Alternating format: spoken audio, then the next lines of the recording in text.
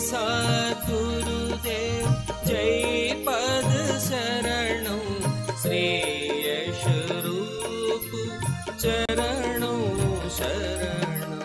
जय सद्गुरुदेव जय पद शरणों श्रेयस रूप चरणों शरणं। जय सद्गुरुदेव जय पद शरणं श्रेयस रूप चरणों शरणं।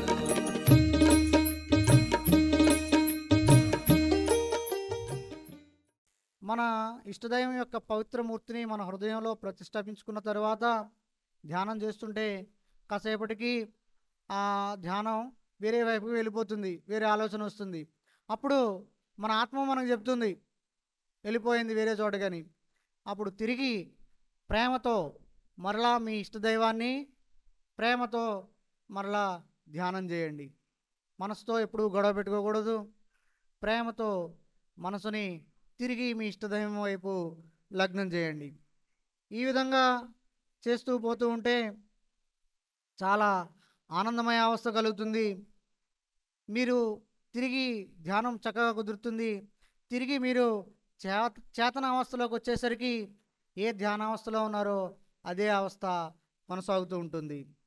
దీనివల్ల మీ మస్తిష్కం, మీ మైండ్ అంతా కూడా చాలా తేలికైపోయినటువంటి భావన, ఒక అనుభవం మీకు కలుగుతూ ఉంటుంది. చాలా సుందరమైన అనుభవం మీకు కలుగుతుంటుంది. ఈ పూజ వల్ల పైన చెప్పిన విధంగా ఒకే ఇష్టదైవానికి పూజ చేయడం వల్ల చిత్తేకాగ్రత కలుగుతుంది. దాని ద్వారా సుషుప్తి స్థితి కలుగుతుంది. తద్వారా సహజ సమాధి స్థితి కలుగుతుంది. ఇక రెండో రకం వారు నిరాకార పూజారులు. వారికి రూపం యందు కానీ మూర్తి యందు కానీ ప్రేమ ఉండదు. వారికి కేవలం నామం మీద మాత్రమే నమ్మకం ఉంటుంది. కొంతమంది హిందూ సోదరులు అయితే ఓం అని కానీ, ముస్లిమాన్ సోదరులు అల్లా అని, సిక్కు సోదరులు వాయుగురు అని, క్రైస్తవ సోదరులు క్రీస్తు లేక గాడ్ అని కానీ రకరకాలుగా భగవన్నామాన్ని తీసుకుంటూ ఉంటారు. వారు కూడా వారి ఆత్మకి ఏ నామం అయితే నచ్చుతుందో, ఏ నామం అయితే వారికి అత్యంత ప్రేమభావం కలుగుతుందో ఆ నామాన్ని ఇష్ట దైవంగా తీసుకోవాలి. వారు కూడా సుఖాసనంలో కూర్చోవాలి. హృదయంలో చూస్తూ హృదయ శబ్దంలో వారు ఏ నామాన్ని అయితే ఎంచుకున్నారో ఆ నామాన్ని హృదయ శబ్దంలో వినటానికి ప్రయత్నం చేయాలి. ఉదాహరణకి ఓం నామం చేస్తున్నారనుకోండి, హృదయ శబ్దం నుంచి, హృదయం నుంచి ఓం ఓం ఓం అనే శబ్దం వెలువడుతున్నట్టుగా కల్పన చేసుకోండి. నెమ్మది నెమ్మదిగా అభ్యాసం చేస్తుంటే అది అలవాటైపోతుంది. మొదట్లో కొంచెం కష్టం అవుతుంది, కానీ అభ్యాసం వలన నెమ్మది నెమ్మదిగా మనకి అలవాటైపోతుంది. ఒకసారి కనుక ఈ ధ్యాన పద్ధతి మనకు అలవాటైపోయిందంటే ధ్యానంలో కూర్చున్నప్పుడు మన హృదయ శబ్దంలో ఓం ఓం ఓం అనే శబ్దాన్ని వినబడడం జరుగుతుంది. ఈ విధంగా ధ్యానం చేయడం వలన ఆలోచన రాహిత్య స్థితి ఏర్పడుతుంది, విచార శూన్యత ఏర్పడుతుంది. ఈ పద్ధతిలో కూడా ధ్యానం చక్కగా కుదురుతుంది. తిరిగి చేతనావస్థలో వచ్చేసరికి ఏ ధ్యానావస్థలో అయితే ఉన్నారో తిరిగి అదే అవస్థలో లేవటం జరుగుతుంది. దీనిలో మస్తిష్కం మరియు బ్రెయిన్ అన్నీ కూడా చాలా తేలికైపోయినటువంటి సుందరమైనటువంటి అనుభూతి కలుగుతుంది, సుందరమైన అనుభవం కలుగుతుంది. ఈ రకంగా పూజ చేసుకున్నట్లయితే, ధ్యానం చేసుకున్నట్లయితే మనసు ఆలోచన రహిత స్థితి ఏర్పడుతుంది. ఈ రకంగా ఈ పద్ధతిలో పూజ చేసుకున్నట్లయితే చిత్తేకాగ్రత లభిస్తుంది. దానివల్ల సుషుప్తి స్థితి కలుగుతుంది. తద్వారా మనకి సహజ సమాధి స్థితి కలుగుతుంది, ఆత్మదర్శనం కలుగుతుంది. ఒకరోజు జ్యోతిలో జ్యోతి కలిసిపోయే రోజు వస్తుంది. ఈ పద్ధతిలో సాకార పూజారులు అయినప్పటికీ నిరాకార పూజారులు అయినప్పటికీ పైన తెలియజేసిన పద్ధతిలో పూజ చేసుకున్నట్లయితే పూర్తి చిత్త ఏకాగ్రత కలుగుతుంది. దానివలన సహజ సమాధి స్థితి కలుగుతుంది, ఆత్మదర్శనం జరుగుతుంది. परमात्मा तू ही है, तेरी इच्छा पूर्ण। अभी एक भजन होगा और भजन के साथ साथ सभी भाई बहन जो तरीका बताया है ध्यान करने का उस तरीके से ध्यान करेंगे। ఇప్పుడు ఒక భజన గీతం పాడబడుతుంది. భజన అయిపోయిన వెంటనే దాంతోపాటు మీరు ఇప్పుడు పైన తెలియజేసిన పద్ధతిలో మీ ఇష్టదైవం యొక్క ధ్యానం చేసుకోండి. పరమ పావనుని మనసా ధ్యానించవే మనసా, ఎచటోలేరు నీలోనే హరి వసించి ఉన్నారు గుర్తించుమా. ఎచటోలేరు నీలోనే హరి వసించి ఉన్నారు గుర్తింపుమా. దీననాథుడు దయా సాగరుడు, దీననాథుడు దయా సాగరుడు, భక్తి శ్రద్ధలకు మురిసిపోవురు, భక్తి శ్రద్ధలకు మురిసిపోవురు. మనసా ధ్యానించవే మనసా, మనసా ధ్యానించవే మనసా, ఆ పరమాత్ముని పరమ పావనుని మనసా ధ్యానించవే మనసా, మనసా ధ్యానించవే మనసా.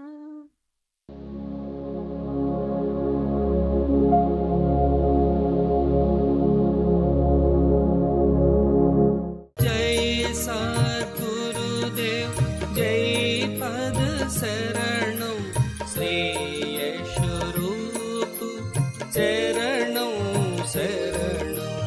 जय सद्गुरुदेव जय पद शरणं श्रेयस रूप चरणं शरणं. जय सद्गुरुदेव जय पद शरणं श्रेयस रूप चरणं शरणं. जय सद्गुरुदेव जय पद शरणं श्रेयस रूप चरणं शरणं.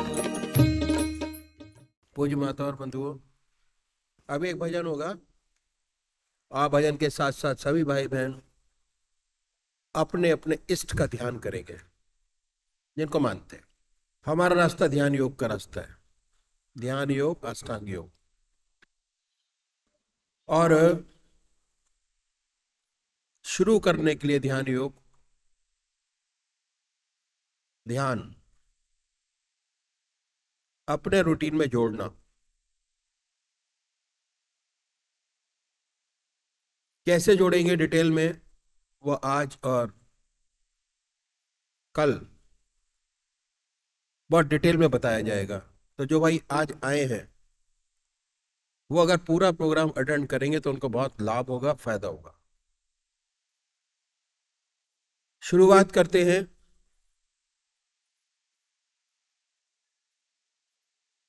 ध्यान करने से।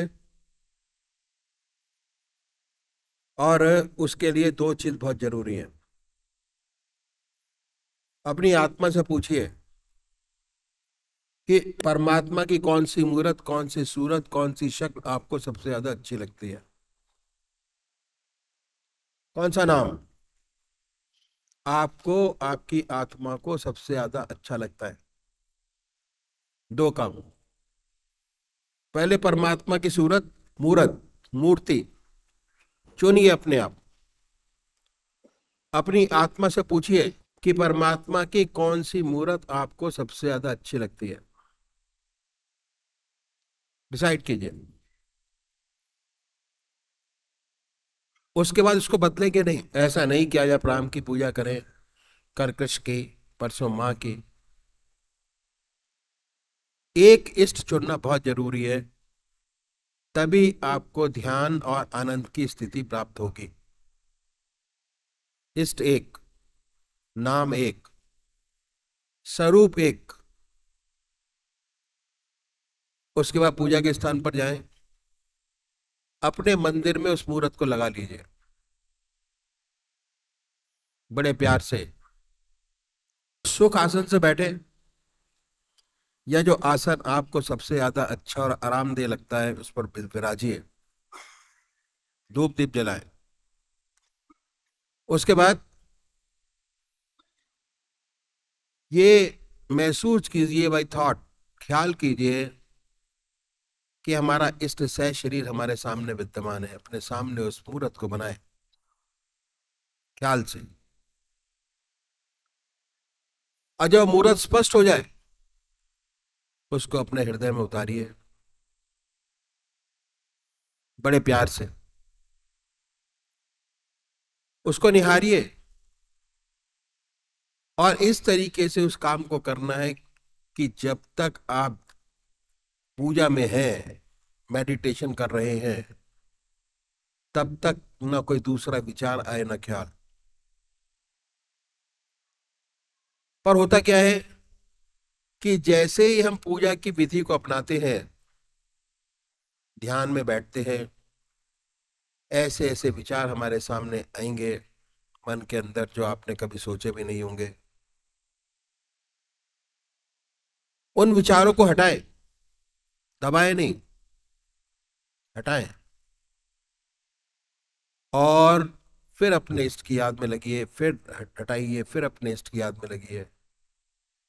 भगवान श्री कृष्ण ने गीता में 4 विशेष बात बतलाई कि पहली आहार की शुद्धि, दूसरी विहार की शुद्धि, तीसरा अभ्यास और चौथा वैराग।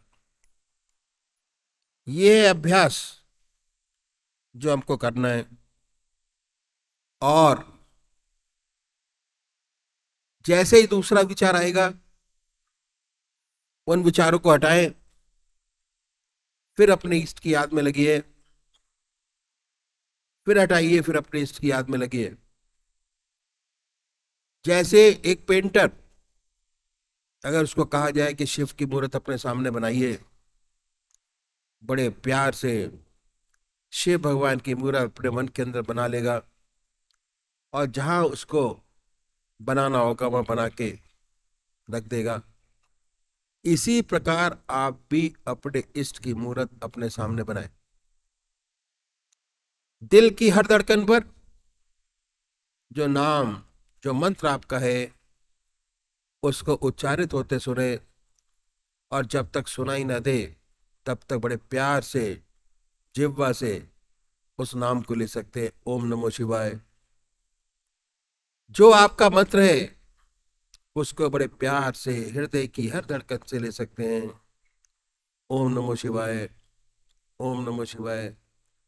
दूसरे उपाय है जो निराकार भगवान के उपासक है, परमात्मा की मूर्ति को नहीं मानते, वो नाम को पकड़ें और उस नाम को चुने जो आपकी आत्मा को सबसे प्यारा लगता है।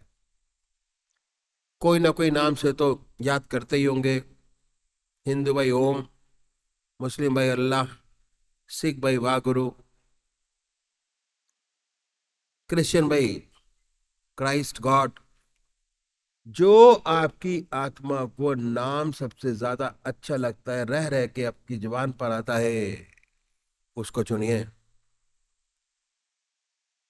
पूजा के स्थान पर बैठिए, आसन लगाइए, धूप दीप जलाए, और उसके बाद बड़े प्यार से बैठे और ये महसूस करें कि जैसे जैसे हमारे हृदय की धड़कन चलती है उसमें से ओम नाम निकल रहा है।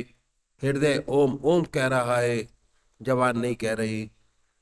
ऐसे याद करना है कि उसमें तल्लीन हो जाइए, जिससे ना कोई दूसरा विचार आए ना ख्याल।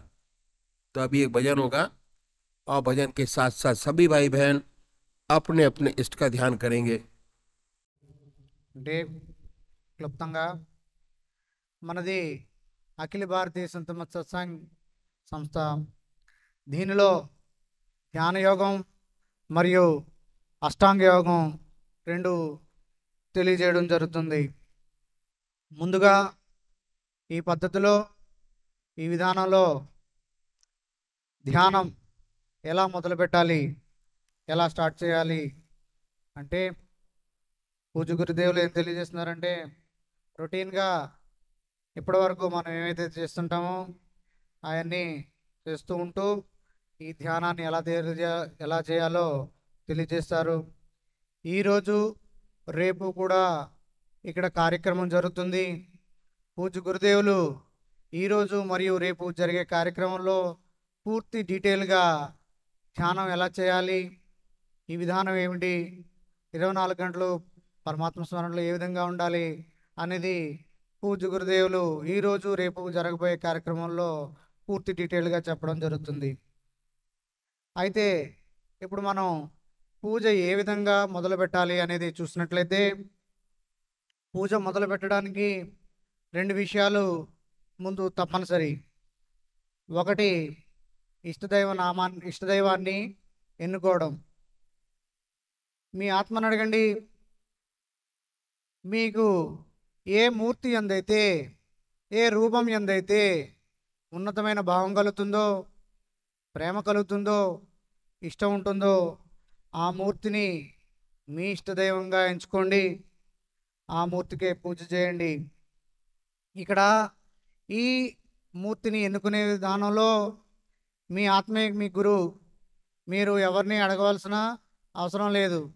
మీ ఆత్మకి ఏ మూర్తి ఎందైతే అత్యున్నతమైనటువంటి భావం ఏర్పడుతుందో, ప్రేమ ఏర్పడుతుందో ఆ మూర్తిని ఇష్టదైవంగా భావించండి. ఇది ఎవరికి వారే వారి ఆత్మను అడిగి నిశ్చయించుకోవాలి. ఒకసారి ఇష్టదైవాన్ని ఎంచుకున్న తర్వాత మరలా మార్చకూడదు. ఒకరోజు రాముడికి పూజ చేసి, రెండో రోజు కృష్ణుడికి పూజ చేసి, మరో రోజు దేవికి పూజ చేసి, ఈ విధంగా మార్చుకుంటూ పోతే పూజ యొక్క అసలు ఉద్దేశం నెరవేరదు. ఎంతైతే లాభం కలగాలో పూర్తి లాభం కలగదు. ధ్యానం ఎప్పుడు కుదురుతుంది అంటే ఎప్పుడైతే మనకి ఒకే ఇష్టదైవం ఉంటుందో, ఒకే ఇష్టదైవాన్ని మార్చకుండా ధ్యానం చేస్తూ ఉంటామో అప్పుడు మాత్రమే ధ్యానం కుదురుతుంది. మనకి ఒకే ఇష్టదైవం ఉండాలి, ఒకటే నామం ఉండాలి, ఒకటే స్వరూపం ఉండాలి. ఇక ధ్యానం చేసుకునే పద్ధతికి వస్తే సుఖాసనంలో కూర్చోండి.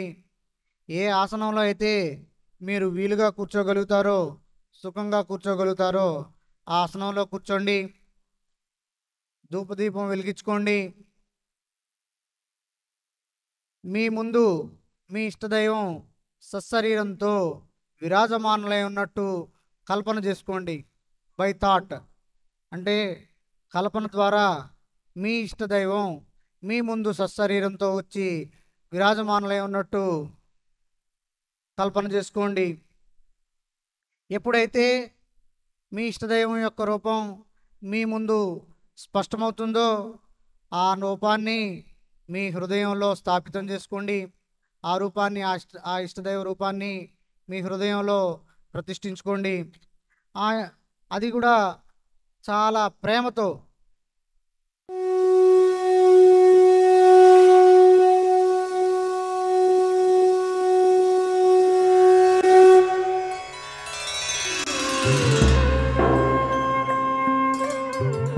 ध्यान योग के कार्यक्रम आनंद योग से निशुल्क जुड़ने के लिए संपर्क करें 9810239677।